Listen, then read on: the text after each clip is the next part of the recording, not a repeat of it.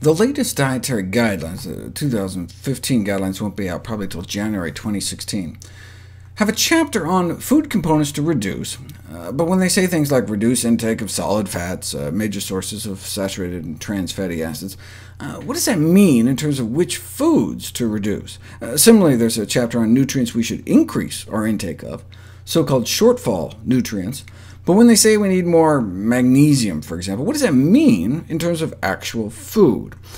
Let's look at 20 different types of foods to see, based on the federal guideline criteria, which foods are the healthiest and which foods are the least healthy. To illustrate, I'll use traffic light labeling like the UK signpost system, which assigns colors for like green meaning go, yellow or amber meaning caution, and red meaning stop, and think before you put it in your mouth. Added sugars is easy. Anyone could have guessed sweets and soda, but there's often surprising levels even in savory snack foods, like Ritz crackers, which I'm using as my snack example. The top 5 offenders are basically soda, donuts, Kool-Aid, ice cream, and candy. Next is caloric density, calories per serving, where oils join dessert and processed snack foods as the worst, though one cannot consider eggs, fish, nuts and seeds, poultry, other meat, or soda to be low-calorie foods. The top 5 sources of calories in the American diet are basically desserts, bread, chicken, soda, and pizza. Can you guess where cholesterol is found? Desserts, dairy, eggs, fish, chicken, and other meat. Number 1 by far is eggs, but then chicken contributes more cholesterol to the American diet than beef, then cheese and pork. Here are the foods high in saturated fat, coming from dairy, dairy donuts, dairy chicken. Salt levels, highest in lunch meat and snack foods, but Americans get most of their sodium from bread, chicken, and pizza. About half of our food groups here have trans fats, either naturally or artificially added or created.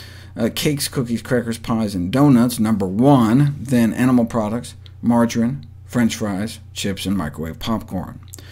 Now to the nutrients. Green is a high source, pale green is a medium source, and white is a poor source for calcium, fiber, magnesium, potassium, vitamin A, vitamin C, vitamin D, vitamin E, and vitamin K.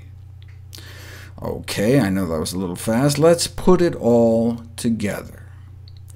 OK, now this is nutrients per typically 100 grams, about 3.5 ounces. But that's not how our body keeps track of what we eat. The body's food currency is in calories, not grams.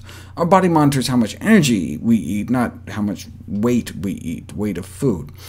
We only have about 2,000 calories in the calorie bank to spend every day, so to maximize our nutrient purchase, we want to eat the most nutrient-dense food. So I just changed this from nutrients per weight to nutrients per calorie. The foods are just listed here in alphabetical order to look for trends, so we can kind of rank them based on these scores from best to worst. So the foods to emphasize in one's diet are unprocessed, unrefined, plant-based foods, which in general lack the disease-promoting components, and, as the Dietary Guidelines Committee put it, these foods contain not only the essential vitamins and minerals, but also hundreds of naturally occurring phytonutrients that may protect against cancer, heart disease, osteoporosis, and other chronic health conditions. So this chart actually extends far to the right, hundreds of additional bright green columns capturing all the phytonutrients found in whole plant foods, but largely missing from processed and animal-derived foods. There would just be hundreds more white columns here in the middle, with a few green tiles far off at the end. And the lack of disease-preventing compounds may be compounded by the presence of disease-promoting compounds. So that's why people eating more plant-based tend to end up eating a more nutrient-dense dietary pattern, closer to the current federal dietary guidelines. And the more plant-based we get, apparently, the better.